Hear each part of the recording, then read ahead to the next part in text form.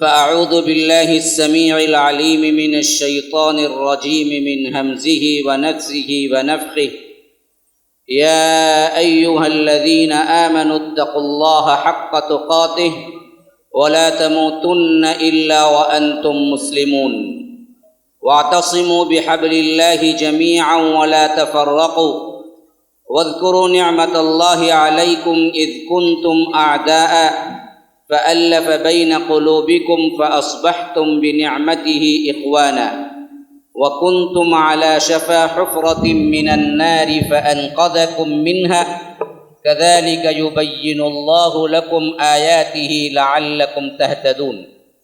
ولتكن منكم أمة يدعون إلى الخير ويأمرون بالمعروف وينهون عن المنكر وأولئك هم المفلحون.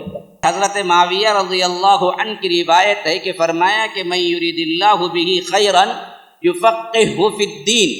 اللہ تبارک و تعالی جب کسی سے بھلائی کا ارادہ کرتا ہے تو اس کو دین کی سمجھ دیتا ہے.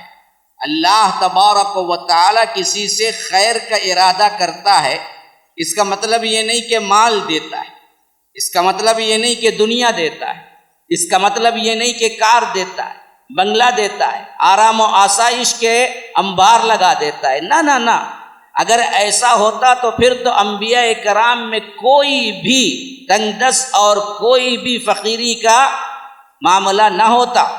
لیکن انبیاء ایسے کئی ہیں جنہوں نے اپنی زندگی میں دنیا کو بہت کم پایا، تو اللہ تبارک و تعالی کے مخصوص ترین بندے، سب سے زیادہ رب العالمین کی عطا جن پہ ہوئی وہ انبیاء ہیں.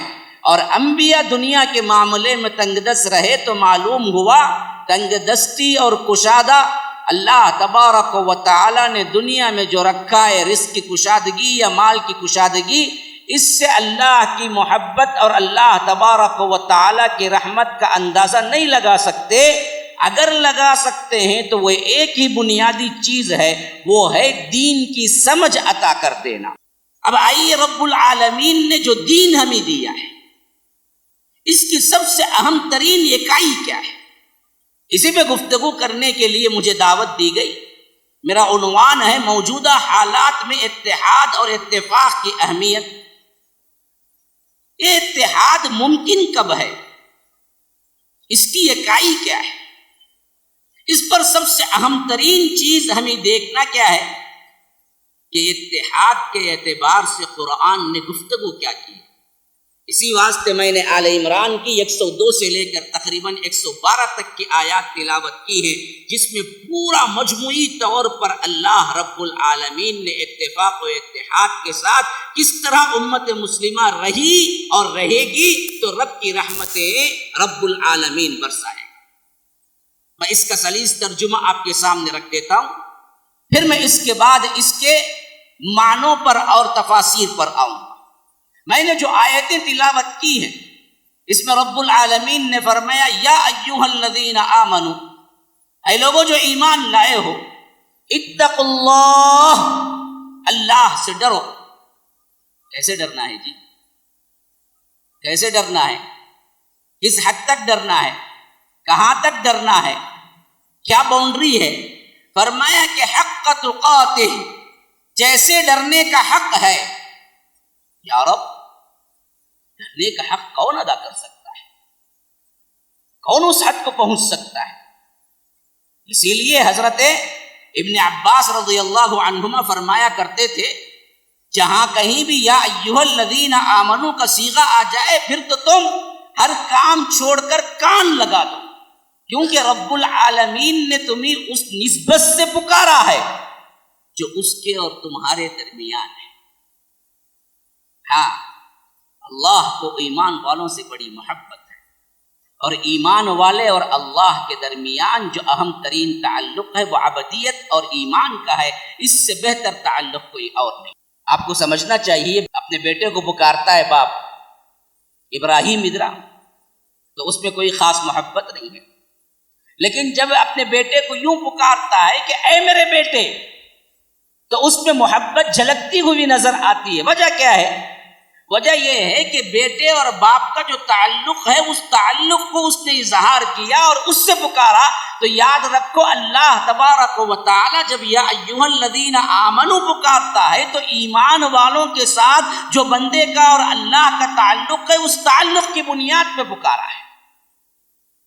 پورے قرآن میں پتہ ہے آپ کو کتنی مرتبہ ہمیں پکارا ہے. ہم تو پڑھتے کہاں جی ہیں، ہمیں اس سے کیا سر ہوتا؟ قرآن کی تعلیم ہمارے پاس کہاں ہے؟ قرآن کی سمجھ ہمارے پاس کہاں ہے؟ آپ کو پتہ ہے قرآن میں یا ایھا الذین آمنوا کا صیغہ کتنی مرتبہ ہوا ہے؟ اندازہ کر کے دیکھو کتنی مرتبہ رب نے ہمیں پکارا ہے. کبھی آپ نے غور کیا؟ کبھی پڑھا آپ نے؟ کبھی سمجھنے کی کوشش کی؟ آج تو ہم دنیا میں لگے ہوئے ہیں اور سمجھتے ہیں کہ یہی سب سے اہم ترین کامیابی ہے. دنیا مل گئی، جاب مل گئی، پیسہ اکٹھا ہو گیا، گھر بنا لیا. حالانکہ کامیابی اللہ نے اس میں نہیں رکھی ہے. کامیابی تو سب سے اہم ترین چیز رب العالمین نے دین اور ایمان میں رکھی ہے. یا ایھا الذین آمنوا اللہ تبارک و تعالی نے 90 دفعہ خطاب کیا ہے مسلمانوں سے. 89 دفعہ رب العالمین نے خطاب کیا ہے کہ اے لوگوں جو ایمان لائے ہو، اے لوگوں جو ایمان لائے ہو، اے لوگوں جو ایمان لائے ہو. لیکن ہم نے اس میں سے ایک مرتبہ بھی کھول کے نہیں پڑھا کہ آخر رب نے ہمیں خطاب کر کے کیا دعوت دی ہے کہ اے لوگوں جو ایمان لائے ہو تمہیں کیا کرنا ہے. یہ ہم نے کبھی غور نہیں کیا. اسی واسطے ترجمان القرآن حضرت ابن عباس رضی اللہ عنہما کہتے ہیں کہ جب کبھی لا ایھا الذین آمنوا آ جائے پھر تو پورا تمہارا جسم کان بن جائے، ہمتن گوش ہو جاؤ، کیونکہ اب رب تو تمہارے لیے خاص اہمیت کا حکم دے گا یا تو کوئی بہت بڑی برائی سے تمہیں روکے گا. فرمایا اتقوا اللہ، حکم ہوا کہ اللہ سے ڈرو. کیا ہے اتقوا اللہ؟ تقوی کیا ہے؟ کیسے ڈرنا ہے؟ یاد رکھیے اس کی سب سے اہم ترین تفسیر جو صحابہ سے ہے وہی ہمارے لیے کافی ہے. کیا ہے؟ حضرت عمر نے ایک مرتبہ کعب احبار سے پوچھا کہ تقوی کیا چیز ہے؟ تو انہوں نے کہا کہ آپ نے کبھی کسی خاردار راستے پر سے سفر کیا جہاں دونوں طرف گاڑی جھاڑ جھنکار کانٹے لگے ہوئے ہوں اور آپ کا کپڑا ایسا ہو کہ اس میں الجھ جائے، بالکل باریک چادر والا کپڑا، اور راستہ اتنا تنگ ہو کہ ایک انسان اس میں سے بڑی مشکل سے گزر سکتا ہو، تو ایسے میں وہ راستہ وہ انسان کیسے طے کرے گا؟ حضرت عمر نے فرمایا کہ ہاں ایسا موقع بھی پیش آیا ہے کہ بالکل تنگ راستہ، اطراف و اکناف کانٹے دار جھاڑیاں، اور اس کے ساتھ ساتھ کپڑا ایسا ہے کہ جو کانٹوں میں الجھ جائے. تو میں اپنے تمام تر کپڑے سمیٹ کے رکھ لیے اور پھونکتا پھونکتا قدم رکھتا ادھر ادھر دیکھتا کہیں میرے کانٹے میں میرا کپڑا الجھ نہ جائے، اس طرح وہاں سے میں گزرا اور ویسے احتیاط کے ساتھ گزرا. تو کعب احبار نے کہا کہ یہی تقوی والی زندگی ہے، کہ تم تقوی والی زندگی کا معنی یہ ہے کہ اللہ سے ڈرتے ہوئے تم دنیا میں ایسی زندگی گزارو کہ پھونک پھونک کے قدم رکھو ادھر اور ادھر، کہیں کوئی دنیاوی چیزیں فتنے آپ کو لپیٹ نہ لے لیں اور تمہارا ایمان خراب نہ کر دیں. اس طرح اپنے تمام کپڑے سمیٹ کے جیسے تم نے راستے سے گزر اختیار کیا، ویسے ہی اس دنیا کے اندر راستہ ایسا اختیار کرو اس طرف حلال اس طرف حرام کے درمیان ہو. جو حلال ہے اس کو اپناؤ اور اللہ سے ڈرتے ہوئے ہر معاملے میں کہ یہ جائز ہے، یہ ناجائز ہے، یہ جائز ہے، یہ ناجائز ہے، یہ قبول ہے، نا قبول ہے، یہ مردود ہے، یہ مقبول ہے، دیکھتے دیکھتے دیکھتے یہاں تک کہ اللہ آپ کو اپنی طرف بلا لے. اس طرح کی زندگی گزارنے کا نام تقوی ہے. ہم کیسے زندگی گزار رہے ہیں یہ بھی دیکھ لیجیے. اچھا یہ کس حد تک ہو سکتا ہے؟ فرمایا کہ حق تقاتی، جیسے ڈرنے کا حق ہے. ڈرنے کا حق کیا ہوگا؟ اصحاب رسول اللہ صلی اللہ علیہ وسلم تو قرآن کی آیتیں سنتے تھے تو فوراً عمل کرنے کے لیے دوڑتے تھے. ہم نے بطور تبرک رکھ لیا ہے کہ جلسے کا آغاز قراءت کلام پاک سے ہوگا. کیوں جی؟ بس تبرکن سننے کے لیے ہوگا جی. ہم کو پتہ نہیں ہے قرآن میں کیا کہا گیا ہے. ہم نے قرآن کو جھاڑ پھونک کی کتاب بنا لیا. ہم نے قرآن کو صرف پڑھ کے پھونکنے کی کتاب بنا لیا. کبھی عمل کی طرف ہمارا دھیان نہیں جاتا ہے، حالانکہ یہ سراپا عمل کی کتاب ہے.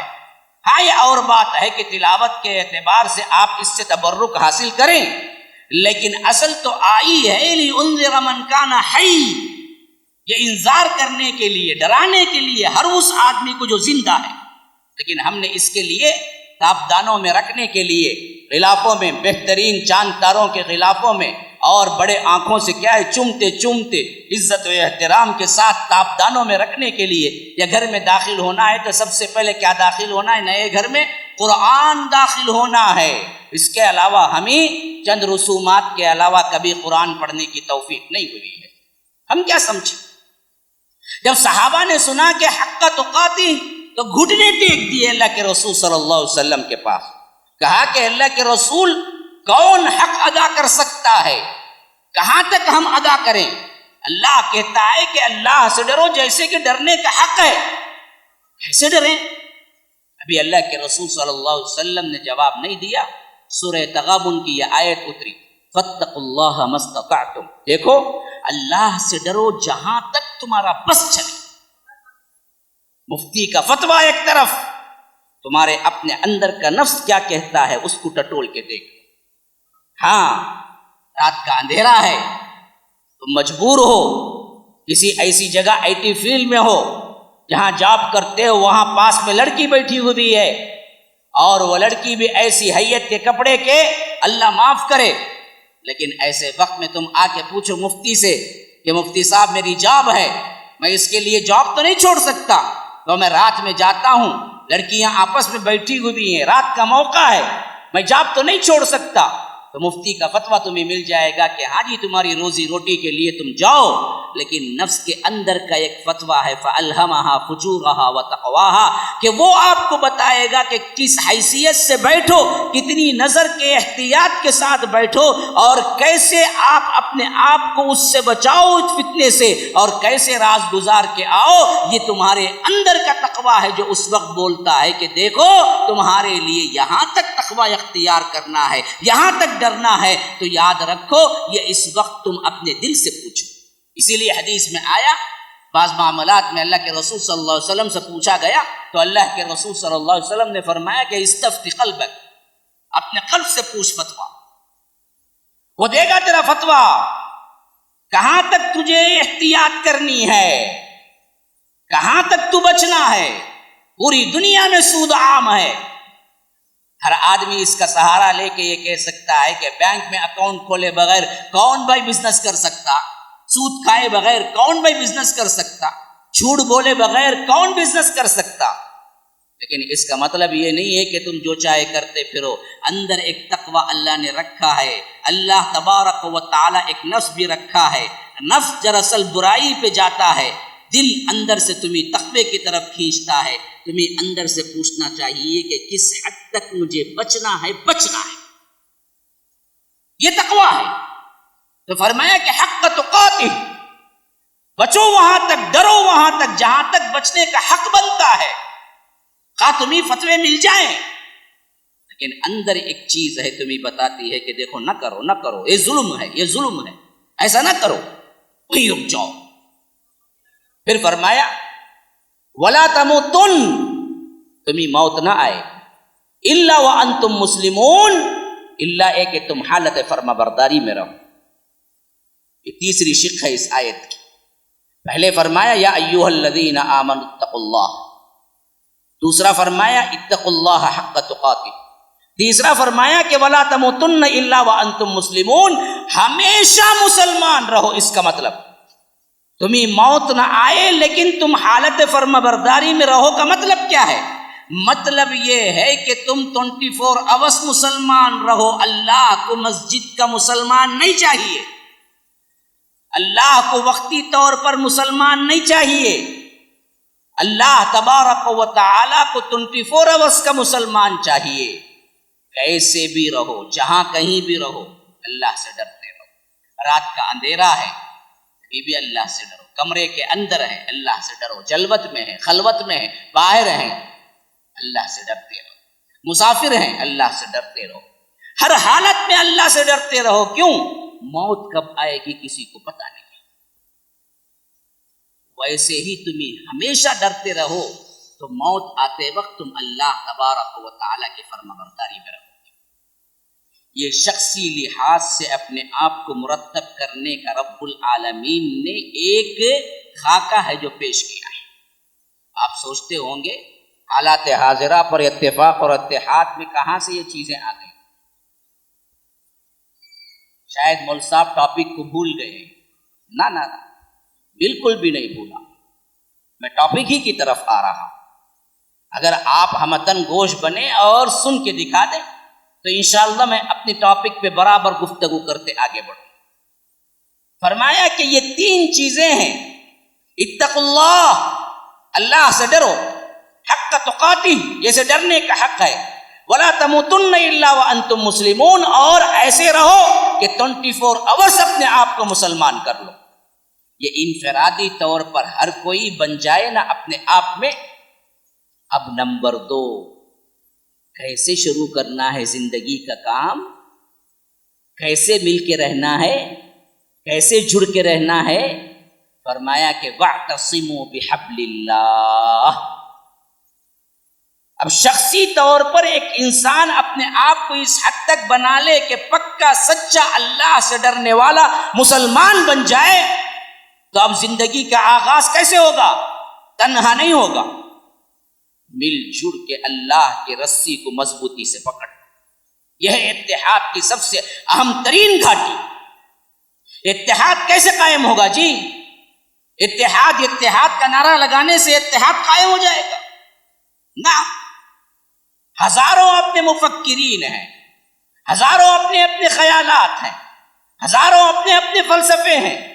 ان الگ الگ فلسفوں میں، ان الگ الگ خیالات میں، ان الگ الگ آئیڈیالوجی میں اتفاق کہاں سے آئے گا؟ اتفاق کے لیے سب سے اہم ترین مضمون یہ ہے کہ اللہ کے رسی کو پکڑو، تبھی اتفاق و اتحاد آئے۔ حبل اللہ، حبل اللہ، اللہ کی رسی۔ کیا ہے حبل اللہ؟ حدیث کی طرف جاؤ، اللہ کے رسول صلی اللہ علیہ وسلم نے فرمایا هو حبل اللہ المتین القرآن العظیم۔ قرآن حبل اللہ ہے، اللہ کی طرف سے یہ آپ کو عطا ہوا ہے، اس کو مضبوطی سے پکڑو تو یاد رکھو پھر تمام اختلافات آپ کے حل۔ ایک اللہ کی کتاب کو پکڑو، ایک اللہ کے رسول صلی اللہ علیہ وسلم کی زندگی کو پکڑو، ایک ہی سب کا نبی، دین بھی، ایمان بھی ایک، حرم پاک بھی اللہ بھی، قرآن بھی ایک۔ کچھ بڑی بات تھی ہوتی جو مسلمان بھی ایک، لیکن ہم ایک کیوں نہیں ہیں؟ جبکہ نبی ایک ہے، قرآن ایک ہے، کعبۃ اللہ ایک ہے، ہم سب کا رہنما ایک ہے، راہبر ایک ہے، پھر اتفاق کیوں نہیں آیا ہمارے اندر؟ کیونکہ ہم نے وزاداری اختلاف، ہمارے اپنے اخلاق اختلاف، ہمارے اپنے افکار اختلاف، وجوہات کیا بنے؟ وجوہات یہ ہے کہ اللہ تبارک و تعالی نے جو قرآن عظیم اتحاد کے لیے آپ کو اتارا، آپ پر اور آپ کے لیے ہدایت نامہ قیامت تک کے لیے رکھا۔ ان ھذا القرآن یہدی للتی ہی اقوم ویبشر المؤمنین الذین یعملون الصالحات ان لهم اجرا کبیرا وان الذین لا یؤمنون بالآخرہ اعتدنا لهم عذابا علیما، کہ اللہ تبارک و تعالی نے اس قرآن کو ہدایت بنا کے نازل کیا ہے اور قیامت تک کے انسانوں کے لیے اس کو اگر چھوڑ دیا تو یاد رکھو پھر کوئی اتحاد و اتفاق کبھی ممکن نہیں۔ سب سے پہلی چیز ایمان، پھر کلام اللہ پر اتفاق۔ رب العالمین فرماتا ہے، جو آیات میں نے تلاوت کی ہیں اس کو تسلسل کے ساتھ پڑھتے رہیں، وَاعْتَصِمُوا بِحَبْلِ اللَّهِ جَمِيعًا وَلَا تَفَرَّقُوا۔ دیکھو اللہ کی رسی کو مضبوطی سے پکڑ لو اور اختلاف نہ کرو، تفریقے میں نہ پڑو۔ کیا مطلب؟ اگر آپ قرآن کو مضبوطی سے پکڑ لیں گے تو فرقے نہیں بنیں گے. اگر آپ فرقے بنا کے پھر کہتے ہیں کہ ہم نے قرآن کو بھی پکڑا ہے، بات غلط ہوگی. یا تو یہ ہے تو وہ نہیں ہے. اگر کوئی کہتا ہے کہ لو جی گرم گرم آئس کریم، تو آپ بولیں گے غلط جملہ ہے. یا تو گرم گرم ہوگا تو آئس کریم نہیں ہوگا، آئس کریم ہوگا تو گرم نہیں ہوگا. جو گرم ہے وہ آئس کریم نہیں بنتا، جو آئس کریم ہے وہ گرم نہیں ہوتا. تو آپ کہیں کہ ہم قرآن و سنت کو فالو کرتے ہیں، پھر بھی ہمارے اندر جماعتیں ہیں، افکار ہیں الگ الگ، تو غلط جملہ ہے. آپ قرآن و سنت کو فالو کریں اور ٹکڑوں میں بٹیں، یہ نہیں ہو سکتا. اور ٹکڑوں میں بٹ کے یہ اعلان کریں کہ ہم قرآن و سنت کو فالو کرتے ہیں، یہ بھی نہیں ہو سکتا. اس سے بھی مضمون واضح تر آیت میں آپ کو پڑھ کے سناؤں. فرمایا ان الذين فرقوا دينهم وكانوا شيعا لست منهم في شيء. ان الذين فرقوا دينهم، بے شک جن لوگوں نے اپنے دین میں تفرقہ بازی کی، بے شک جن لوگوں نے اپنے دین میں فرقہ واریت کو ایجاد کیا، ٹکڑوں میں بٹ گئے، لست منهم في شيء، اے اللہ کے رسول صلی اللہ علیہ وسلم اس کسی بھی فرقے کے اندر آپ نہیں ہیں.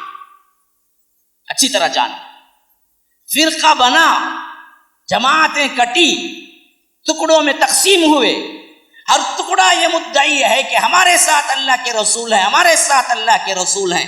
اللہ کا قرآن خدا کی قسم کہتا ہے کہ اللہ کے رسول فرقوں میں نہیں، کسی بھی فرقے میں نہیں. لست منہم فی شیء، اللہ کے رسول صلی اللہ علیہ وسلم کو ماننے والا کوئی فرقہ نہیں. اللہ اور اس کے رسول کو ماننے والا مسلمان ہے، اور اللہ اور اس کے رسول کو ماننے والا منہج صحابہ پر اپنی زندگی گزارتا ہے. اتحاد کی اہمیت رب العالمین نے اس آیت کے ذریعے فرمایا، وَاعْتَصِمُوا، پکڑ لو مضبوطی کے ساتھ، بِحَبْلِ اللَّهِ، اللہ کے رسی کو، جمیعاً، سب مل کے، وَلَا تَفَرَّقُوا، اور ہرگز تفرقے میں نہ پڑو. وَاذْكُرُوا نِعْمَةَ اللَّهِ عَلَيْكُمْ، یاد کرو وہ موقع جب اللہ تبارک و تعالیٰ کی اس نعمت کا جو تم کو اللہ نے بھائی بھائی بنا دیا، لیکن اس سے پہلے تم کیا تھے؟ اذ کنتم اعداء، تم دشمن تھے، فالف بین قلوبکم، کہ اللہ نے تمہارے دلوں میں محبت ڈال دیا، فاصبحتم بنعمتہ اخوانا، تم اس ایمان کی نعمت کی وجہ سے تم سب کے سب بھائی بھائی بن گئے. وکنتم علی شفا حفرۃ من النار، تمہاری یہ حالت تھی کہ تم آگ کے گڑھے کے کنارے کھڑے ہوئے تھے. فانقذکم منہا، اور تمہیں پکڑ پکڑ کے میرے رسول نے تمہیں اس آگ سے نکالا. کذالک یبین اللہ لکم آیاتہ لعلکم تہتدون، اسی طرح اللہ اپنی آیتیں کھول کھول کے بیان کرتا ہے تاکہ تم ہدایت پاؤ. تو معلوم کیا ہوا اس آیت سے؟ فرمایا کہ سب مل کے اللہ کے رسی کو پکڑو، نمبر 1. نمبر 2 فرمایا کہ اصل میں معاملہ کیا تھا؟ تم آپس میں ایک دوسرے کے دشمن تھے. یہ کون سا واقعہ ہے؟ یہ کب کا واقعہ ہے؟ اللہ کے رسول صلی اللہ علیہ وسلم جب مبعوث ہوئے، اس وقت مشرکین مکہ کا کیا حال تھا پتہ ہے؟ آپ کو کبھی پتا ہے جاہلیت کے آپ نے کیا ہے مضامین پڑھے ہیں کبھی؟ سخت ترین دشمن تھے ایک دوسرے کے، سخت ترین دشمن، حتیٰ کہ ایک ایک کی دشمنیاں نسلاً بعد نسل چلتی رہتی تھی.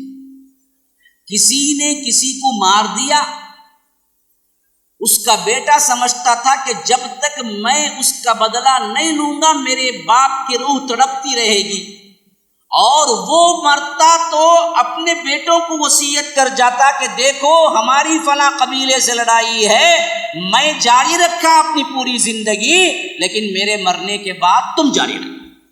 شدید ترین دشمنی. اچھا، اس سے بھی زیادہ اہم ترین بات آپ کو سمجھانے کے لیے میں مدینے میں جہاں اللہ کے رسول صلی اللہ علیہ وسلم ہجرت کر کے گئے، وہاں آپ کو کیا ہے ایک مثال پیش کرتا ہوں جو حقیقتاً ہے.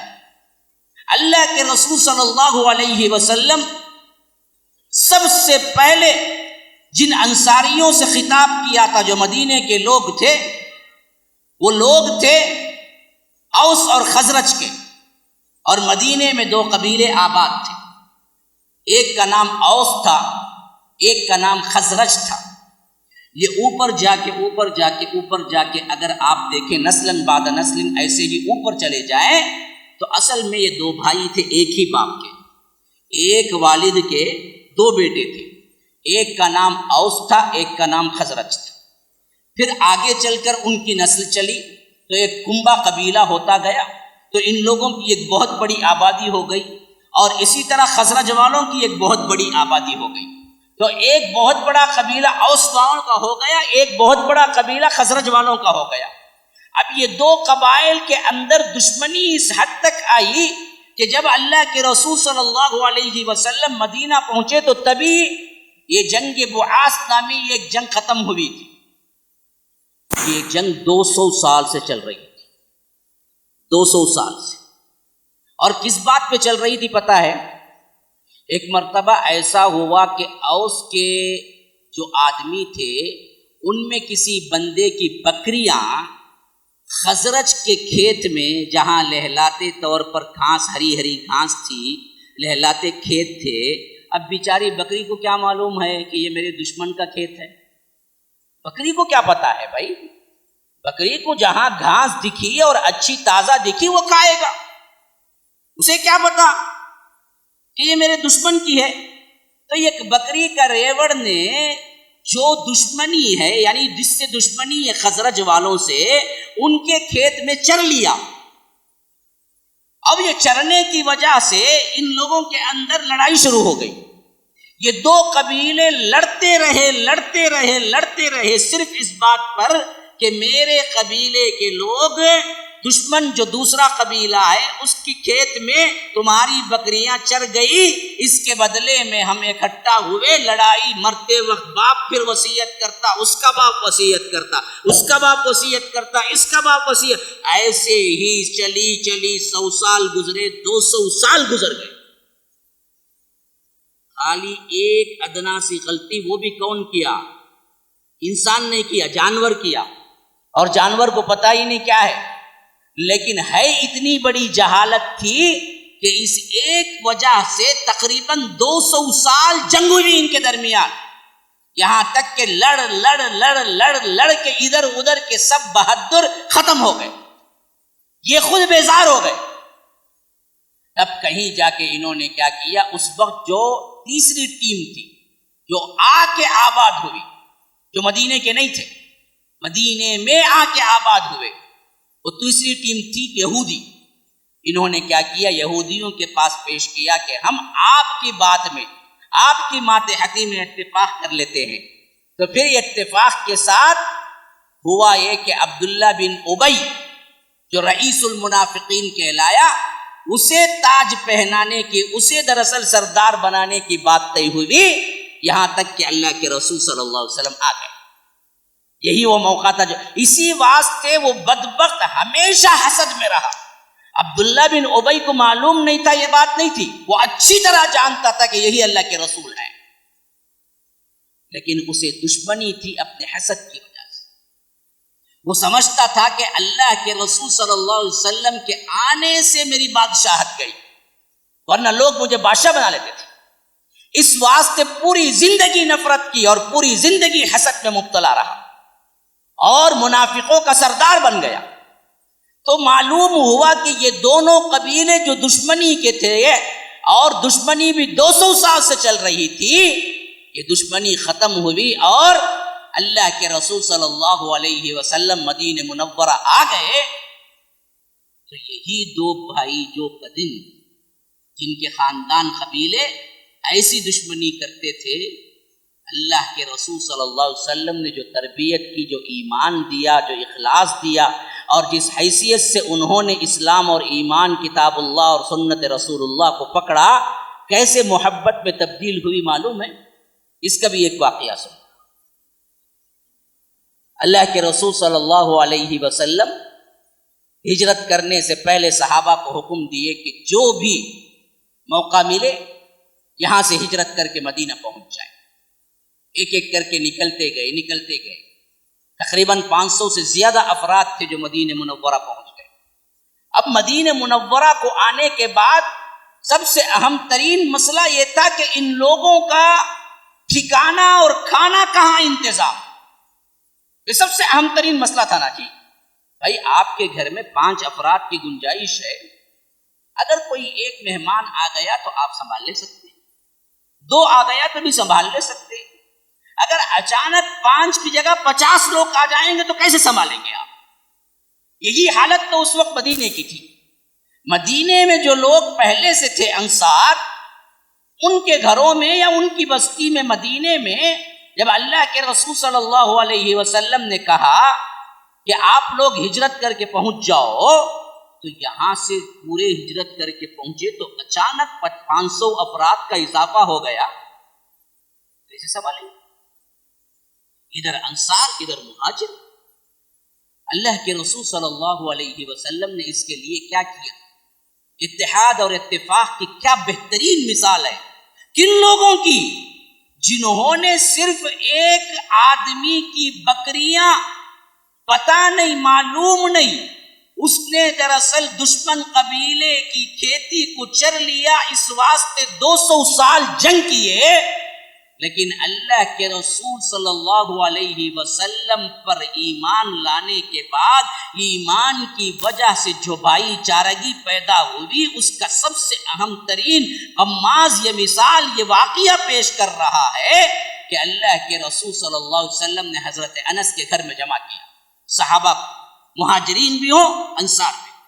مہاجر وہ ہیں جو مکے سے آئے، انصار وہ ہیں جو مدینے کے رہنے والے، سب کو حضرت انس کے گھر میں جمع کیا رضی اللہ عنہ۔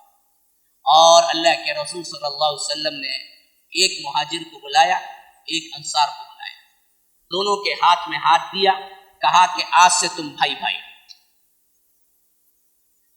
صرف ایک زبانی طور پر ایک لفظ ہے رسول کا، کہا کہ آج سے تم بھائی بھائی ہو۔ اتنے گہرے بھائی ہوئے، سگے بھائیوں کی مثالیں نہیں ملیں گی، لیکن ان لوگوں کی جو مثالیں ملتی ہیں۔ حضرت عبد الرحمن بن عوف کہتے ہیں، وہ مہاجر تھے، انصار میں سے سعد ابن الربیع کو بلایا۔ بخاری کے اندر یہ روایت موجود ہے، میرے بھائیوں ذرا غور سے سنو، بخاری کے اندر یہ روایت موجود ہے۔ حضرت عبد الرحمن بن عوف کو اللہ کے رسول صلی اللہ علیہ وسلم نے بلایا، اور ادھر سے سعد ابن الربیع کو بلایا، دونوں کے ہاتھ میں ہاتھ دیا، کہا کہ آج سے تم بھائی بھائی ہو۔ سعد ابن الربیع انصار، عبد الرحمن بن عوف مہاجر۔ سعد ابن الربیع کو جیسے ہی اللہ کے رسول نے کہا کہ تم بھائی ہو، حضرت سعد ابن الربیع نے عبد الرحمن بن عوف رضی اللہ عنہ کا ہاتھ پکڑا، اپنے گھر لے گئے، سامان اکٹھا کیا، پورا سامان سامنے رکھ دیا، کہا کہ میرے بھائی یہ میرے گھر کا کل سامان ہے، آپ کا آدھا میرا آدھا، کیونکہ آج سے تم میرے بھائی ہو، اور یہ دیکھو میرے 2 باغ بھی ہیں، آج سے ایک باغ تمہارا، ایک باغ میرا، اور یہ تو آپ سوچ بھی نہیں سکتے اتحاد اور اتفاق اور دوستی کی یہ مثال، کہ سعد ابن الربیع نے فرمایا کہ میرے بھائی میری 2 بیویاں بھی ہیں، ابھی پردے کا حکم نازل نہیں ہوا تھا، فرمایا کہ میری 2 بیویاں بھی ہیں، تم دیکھ لو، جس کو تم پسند کرو گے میں طلاق دے دوں گا، عدت کے بعد شادی بھی کر لیں گے۔ کیا اتحاد ہے، کس بنیاد پر؟ وہ قوم جو ذرا سی بات پر خون بہانا ان کے لیے باعث فخر تھا، وہ قوم جنہوں نے صرف اور صرف چھوٹی چھوٹی باتوں پر صدیاں لڑائی لڑی، ایک ایمان آیا، ایک اللہ کے رسول صلی اللہ علیہ وسلم پر ایمان لائے اور اللہ کے رسول کی بات پر متفق ہو گئے، تو ان کی محبتیں کیسی ہوئی کہ اللہ کے رسول نے صرف ایک بات کہی زبان سے کہ تم دونوں بھائی بھائی ہو، تو سعد ابن الربیع عبد الرحمن بن عوف کو لے گئے، اپنے گھر میں سب کچھ آدھا آدھا تقسیم کیا، اور کہا کہ دیکھو میری 2 بیویاں ہیں، ایک کو دیکھ لو اور میں طلاق دے دوں گا جس کو تم پسند کرتے ہو، اور تم عدت کے بعد شادی کر لو۔ ادھر تھے بھی عبد الرحمن بن عوف، معمولی صحابی نہیں، ہم ہوتے تو بولتے کہ کائی کو بھائی آدھا آدھا دیتے ہیں، پورا دے ڈالو، بولتے تھے، یہ کیا جی آدھا آدھا دیتے ہیں، میں پورا چھوڑ کو آیا مکے میں، گھر چھوڑا، جائیداد چھوڑی، اللہ کے رسول صلی اللہ علیہ وسلم کے ہجرت کے حکم پہ سب کچھ چھوڑا. حضرت عبد الرحمن بن عوف حضرت سعد بن الربیع کی کہ انہوں نے اپنا آدھا مال تقسیم کر کے دے دیا. تو عبد الرحمن بن عوف نے فرمایا کہ اللہ آپ کے مال میں، آپ کے اولاد میں برکت دے، مجھے کچھ نہیں چاہیے، مجھے صرف اتنا بتائیے کہ بازار کا راستہ کہاں ہے کہ میں خود جاؤں گا، محنت کر لوں گا. آپ کی ایثار و قربانی اللہ تبارک و تعالی اور برکت عطا کرے. اور پتہ ہے اس حیثیت سے انہوں نے اللہ پر اعتماد کر کے سب کچھ چھوڑ دیا. تو وہ بازار جاتے تھے، صبح سویرے لکڑیاں لیتے تھے، وہاں سے بازار آتے تھے، جنگل جاتے تھے، لکڑیاں کاٹتے تھے، بازار میں آتے تھے، بیچتے تھے. اس طرح کبھی کبھی 1 دینار یا 2 دینار، 1 درہم 2 درہم بچت ہو جاتا تھا. اس حیثیت سے اللہ تبارک و تعالی نے انہیں بہت جلدی اتنی حیثیت دے دی کہ شادی کر دی. اور اس شادی میں اتنی سادگی تھی کہ اللہ کے رسول کو بھی معلوم نہیں ہوا کہ شادی ہو گئی، مدینے ہی میں ہے. ایک مرتبہ ملاقات ہوئی تو اللہ کے رسول صلی اللہ علیہ وسلم نے پوچھا کہ عبد الرحمن کیا بات ہے، دلہا لگ رہے ہو؟ کیونکہ ایک خاص قسم کا عطر ہوتا تھا جو نظر آتا تھا، یعنی اس کا دھبا بیٹھا ہوا ہوتا تھا اور وہ عطر دلہا لوگ ہی لگاتے تھے. تو اللہ کے رسول صلی اللہ علیہ وسلم نے دیکھا کہ عبد الرحمن بن عوف کے کپڑے پہ وہ عطر ہے، تو کہا کہ عبد الرحمن کیا بات ہے، شادی ہو گئی؟ کہا کہ ہاں اللہ کے رسول شادی. اب ذرا تصور کرو ہماری شادیوں کا حال کیا ہے. اللہ معاف کرے میں کچھ کہوں، ایک شادیوں میں لاکھوں کا خرچہ، اور خالی شادی خانے کا 1-2 لاکھ کا خرچہ. اور کن کن کو بلاؤ، ان کو بلاؤ، ان کو بلاؤ، ان کو بلاؤ. اگر نہ بلائیں تو بہت بڑی لڑائی. ماموں کو نہیں بلایا، چاچا کو نہیں بلایا، فلاں کو نہیں بلایا، وہ بڑے کو نہیں بلایا. اللہ کے رسول صلی اللہ علیہ وسلم سے بڑے کون کائنات میں. اور حضرت عبد الرحمن بن عوف کتنے قریب کے صحابی ہیں پتہ ہے؟ یاد رکھو، ابو بکر، عمر، عثمان، علی کے بعد کسی کا نمبر ہے تو عبد الرحمن بن عوف کا ہے. یاد رکھو 5 نمبر کے صحابی ہیں، وہ اتنے قریب ہیں عبد الرحمن بن عوف، عشرۃ المبشرہ میں بھی ہے. لیکن اللہ کے رسول صلی اللہ علیہ وسلم کو نہ اپنے نکاح کی تاریخ بتائی، نہ بلایا، نہ دعوت دی. شادی ہو گئی اور کہیں دور بھی نہیں تھے، مدینے ہی میں تھے. اللہ کے رسول صلی اللہ علیہ وسلم بھی مدینے میں، عبد الرحمن بن عوف بھی مدینے میں. اور اللہ کے رسول سے جب فرما رہے ہیں کہ ہاں اللہ کے رسول میں نے شادی کر لی، تو اللہ کے رسول صلی اللہ علیہ وسلم نے کوئی گلا شکوہ نہیں کیا. ہم ہوتے تو چھوڑتے، کیا کام کرا، چھپے رستم نکلے جی تمہیں، قیامت تک نہیں آؤں گا تمہارے گھر کو، کھانا کھاؤں گا نہیں، مر گئے تو بھی کیا ہے نہیں آؤں گا، جنازے کو بھی تمہارے، کیا کام کرے، مجھے بلائے بغیر شادی کی. نہیں، بلانے کا کوئی تصور ہی نہیں ہے. اللہ کے رسول صلی اللہ علیہ وسلم نے کوئی گلا کیا ہی نہیں، بلکہ الٹا پوچھا. تو کیا پوچھا؟ یہ پوچھا کہ مہر دیا کیا، لیا نہیں، کیا دیا. ہماری شادیاں کیا ہو گئی ہیں، کیا دیتے. ہم نے اتنا پڑھایا ہے، لکھایا ہے، جوڑا گھوڑا. ہاں یہ ہماری خواہش نہیں، ہمارے دادی کی خواہش. بس کیا ہے، ایک گاڑی دے دیں آپ. دادی جاتے خبر میں مر گئے، ان کی خواہش کیوں یاد آئی ابھی؟ دادی تو وہ ہیں، کبھی تم نے ان کی خواہش کا احترام کرتے ہوئے ایک مرتبہ چائے لا کے نہیں دی. لیکن اب دراصل یاد آ گیا کہ دادی کی خواہش گاڑی ہونا ہے، فلاں کی خواہش یہ ہونا ہے، امی کی خواہش یہ ہونا ہے، فلاں کی، ماموں کی. یہ تمام خواہشیں سسرال سے کرواتا ہے. بندہ بے غیرت ہے، درندگی ہے. اللہ کے رسول صلی اللہ علیہ وسلم نے یہ پوچھا کہ دیا کیا مہر میں؟ کہا کہ اللہ کے رسول صلی اللہ علیہ وسلم کھجور کے بیج کے اتنا سونا میں نے مہر میں دیا. تو اللہ کے رسول صلی اللہ علیہ وسلم نے فرمایا کہ ولیمہ کیا؟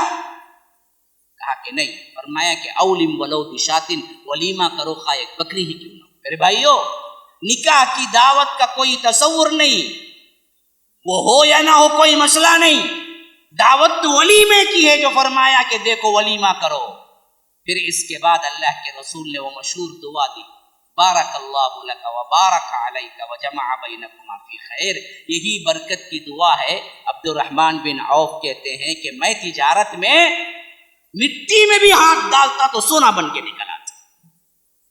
اتنے بڑے پیسے والے ہوئے کہ صحابہ میں سب سے بڑے پیسے والے عبد الرحمن بن عوف تھے. یہ برکت تھی. تو اتحاد کی مثال دیکھو, اتفاق کی مثال دیکھو. یہ اتفاق اور اتحاد کیسے ہوا جی؟ ایمان اور ایمان کے بعد اللہ کے رسول کے احکامات کو مضبوطی سے پکڑ لینا. اسی لیے فرمایا کہ اذ کنتم اعداء, لوگوں سنو تم سب دشمن تھے ایک دوسرے کے, فألف بین قلوبکم, اللہ نے تمہارے قلوب کو ملا دیا, محبت کے ساتھ تمہیں الفت ڈال دی. کیسے؟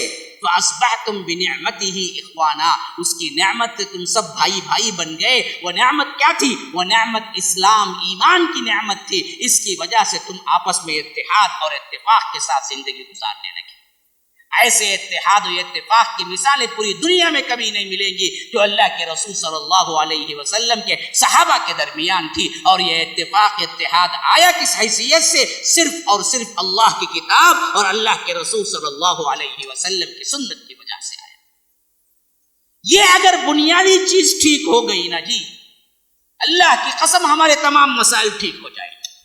یہ اگر بنیادی چیز ٹھیک نہ ہوئی نا, پھر تو یاد رکھو کتنا بھی نعرہ لگا لیا جائے, اتفاق و اتحاد ہمارے اندر نہیں آئے گا میرے بھائی. اتفاق اور اتحاد آج کی اہم سب سے زیادہ ضرورت ہے. کیوں؟ دشمن چاہتا ہے کہ ہمارے اندر افتراق پیدا کر کے ایک دوسرے سے لڑوا کے ہی ان کی عزتیں اور ان کی طاقت کو کمزور کر دے. اور اللہ تبارک و تعالی کے عذاب دینے کا ایک طریقہ یہ ہے کہ اللہ تبارک و تعالی اپنوں ہی میں ایک دوسرے کا دشمن بنا دیتا ہے. یہ بھی عذاب کا ایک طریقہ ہے, میری بات نہیں ہے. رب نے فرمایا قل هو القادر على ان يبعث عليكم عذابا من فوقكم او من تحت ارجلكم او يلبسكم شيعا ويذيق بعضكم بأس بعض. دیکھو وہ رب قادر ہے اس بات پر کہ تمہارے کرتوتوں تمہارے گناہوں کی سزا میں اوپر سے کوئی عذاب بھیج دے. قاہر علی ان یبعث علیکم عذابا من فوقکم او من تحت ارجلکم, یا تمہارے پاؤں کے نیچے سے کوئی زلزلہ طاری کر دے, یا نہیں, او یلبسکم شیعا ویذیق بعضکم بأس بعض, ایک دوسرے کو ایک دوسرے کے درمیان لڑوا کر تمہاری قوت کو نیست و نابود کر. ارے مسلمان بھائیو, یہی عذاب کا شکار ہم آج ہو چکے ہیں. ہمارے اندر کی لڑائیاں وجہ یہی ہے کہ آج ہم اللہ کے عذاب میں گرفتار ہیں. کیوں؟ اللہ اور اس کے رسول کی بات ہم نہیں مانتے. اتحاد و اتفاق کہیں ڈھونڈتے ہیں باہر, جبکہ اتفاق اور اتحاد قرآن و سنت کے اندر ہے. جن میں بھی اختلاف ہو, آخری کڑی کہاں؟ اللہ کے رسول صلی اللہ علیہ وسلم کے دربار میں فیصلہ.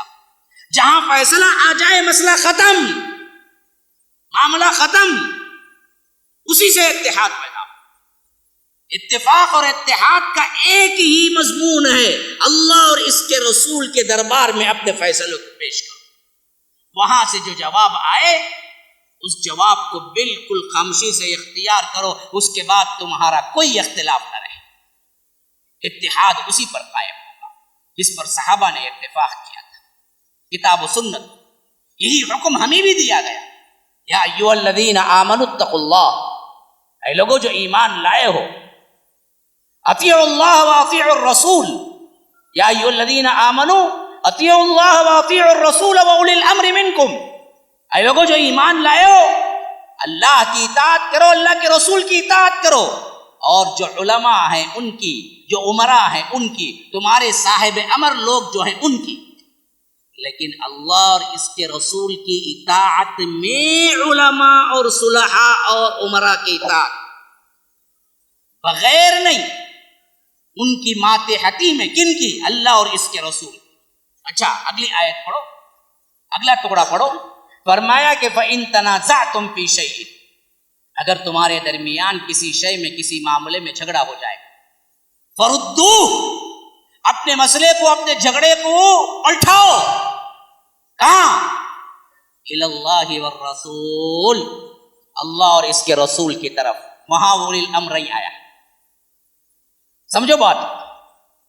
فرمایا یا ایھا الذین آمنوا، اے لوگوں جو ایمان لائے ہو، اطیعوا اللہ واطیعوا الرسول، اللہ کی اطاعت کرو، رسول کی اطاعت کرو. واولی الامر منکم، اولی الامر میں علماء بھی ہیں، عمراء بھی ہیں.